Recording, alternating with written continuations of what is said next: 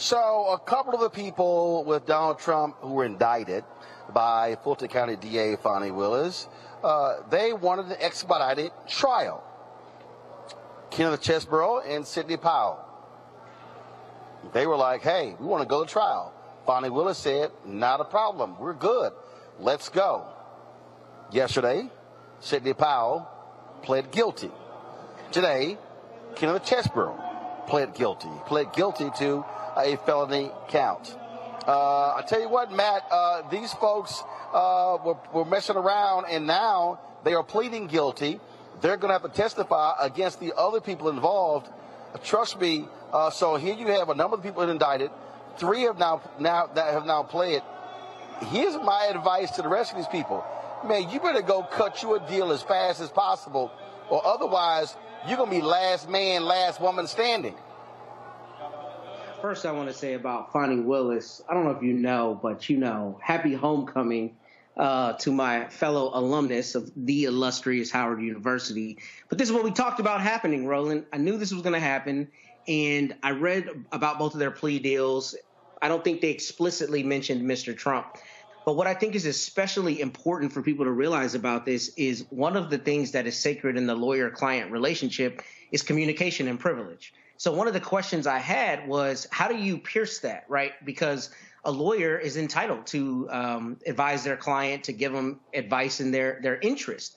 But one of the ways that a lawyer can break privilege is if he or she has to respond to accusations about their conduct. So I tell you all that to say that should let people know there's some pretty compelling evidence here against both of these attorneys, because they're not normal defendants in that a lot of their communications and involvement in what might otherwise be termed a conspiracy might be privileged. So for both of them to ask for speedy trials and then cut deals, this goes along the lines of what we're talking about on the show and have for many weeks now, that people were going to start dropping like flies. And that's exactly what you're seeing.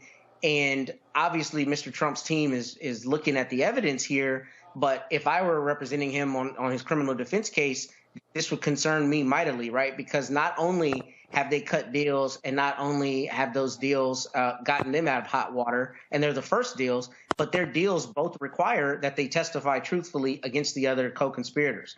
I don't know what that looks like against Mr. Trump, but the problem is, if I'm a prosecutor, I say this is not only somebody that he conspired with, this is somebody with whom he conspired, with whom he had the highest level of purported trust, somebody he can give secrets, who is legally bound to not divulge those secrets. So I don't know what that means in the larger context of their prosecution of Mr. Trump, but just from the outside looking in, it would concern me mightily if I were on his team, and it would concern me as to the strength of our defense, because now people he's talked to in the most intimate of terms, if you will, as it relates to the actions, are now going to have to sing like canaries, and that's going to be a big problem for him, I would suspect.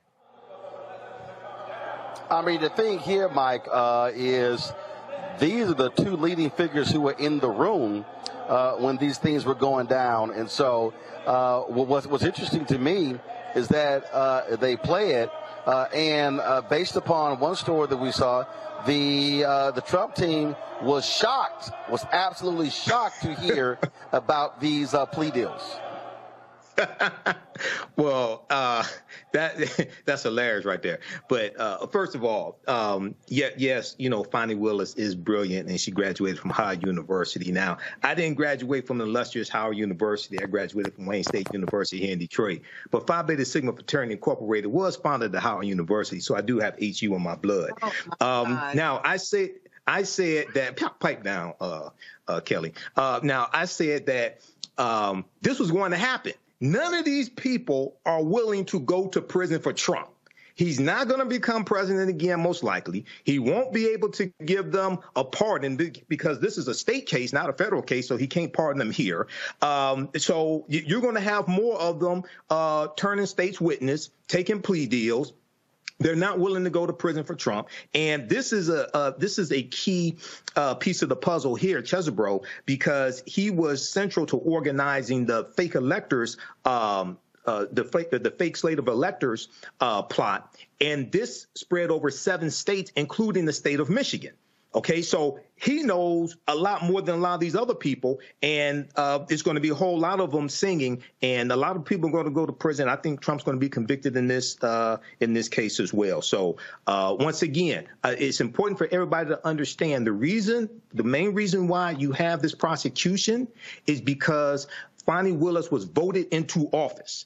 Okay, you have the right prosecutor voted into office to actually take action against people who are violating the rights of Georgians, especially African Americans in Georgia who voted for Joe Biden and Kamala Harris.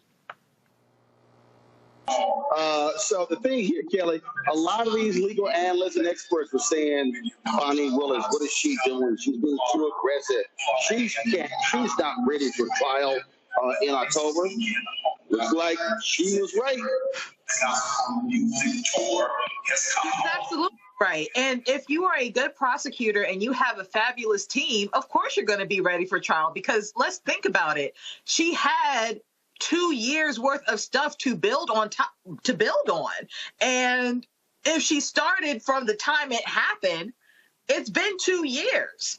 So in my head, that seems like ample amount of time to get ready for a case. So it's not like, oh, the charges were filed and all of a sudden we got to scramble to get a case done. No, that's bad lawyering, frankly. And, you know, I think it's the hubris of Trump's team and Trump's cronies team thinking that, you know, they had absolutely nothing to worry about for these past 2 years, even though the writing was on the wall for it, such that they haven't prepped at all. So it really is on them that they're scrambling for these things. And that's probably why you got these deals on the table right now, because they're not ready for trial. And frankly, I feel like these people know that they did some dumb crap. So all's well that ends well in my book. I think this is fabulous. We're going to talk about Jim Jordan. Man, he just keeps taking L's. You're watching Roland Martin Unfiltered right here on the Black Star Network, broadcasting live from Newport Beach, Baptist Church in Atlanta, Georgia. Back in a moment. Hopefully you learned a lot today, and be sure to register for the online history classes that I teach on Saturdays and Sundays. Saturdays, normally 2 p.m. to 4 p.m. Eastern Standard Time. I teach ancient Kemet, the Moors, and the Ma'afa. Understanding the transatlantic slave trade, what they didn't teach you in school. Visit our website, theafricanhistorynetwork.com, theafricanhistorynetwork.com, to register for the online classes. And right on the homepage, scroll down, you see information about our radio show. We're on Sundays, 9 p.m. to 11 p.m. Eastern Standard Time. We broadcast on our social media platforms. My class is Ancient Kemet, one of the original names for Egypt, the Moors, and the Ma'afa. Understanding the transatlantic slave trade, what they didn't teach you in school. We deal with thousands of years of history and what leads up to the transatlantic slave trade taking place. Okay, so you can join us Saturday, October 7th and 14th, and 21st and 28th, 2 p.m. to 4 p.m. Eastern Standard Time. We have a couple of videos here you can watch as well. To the previews. The class is on sale $80, regularly $130. We do the sessions live. All the sessions are archived and recorded. Actually, we dropped the price to $60. So on sale $60, regularly $130. We do the sessions live. All the sessions are archived and recorded. You can go back and watch them anytime. Okay. So even after the class is over with, you still have access. So a year from now, 2 years from now, you can go back and watch the entire course. Sundays, I teach Black resistance movements from the Haitian Revolution, U.S. Civil War, Civil Rights Movement, and Black Power Movement, 1800 to 1968. So we're going to have another session of this class coming up October 14th. Okay. Sunday, October 15th. We'll have another session of this class coming up Sunday, October 15th. So as soon as you register, you can go watch the previous classes. This class is on sale $40. As soon as you register, you can go back and watch the previous classes, and you'll be ready to join us Sunday, October 15th. Also, if you'd like to stop it for information, you can support the African History Network, $ the AHN show through Cash App. $ the AHN show through Cash App, also through PayPal, paypal.me/, /the AHN show. The Hustlers keep doing the research, stay on the air, keep broadcasting, pay some of the bills. All right, we have to get out of here. Remember, right now it's correct wrong behavior is not over till we win Wakanda forever. And we'll talk to you next time. Peace. Is your child struggling with reading, writing, learning loss, and a culturally irrelevant curriculum? Do you want your child to be outstanding at reading and writing and also take pride in their culture? Then you want Reading Revolution Online. Reading Revolution Online is a web-based reading support program. We serve scholars in grades K through 8, and through our innovative approach, we help them build reading confidence and cultural identity development, equipping them for success in school and life. They learn about Black heroes and sheroes through captioned videos, reading selections, and other activities. Reading Revolution Online is an experience for the whole family. Do it for the culture. Go to readingrevolution.org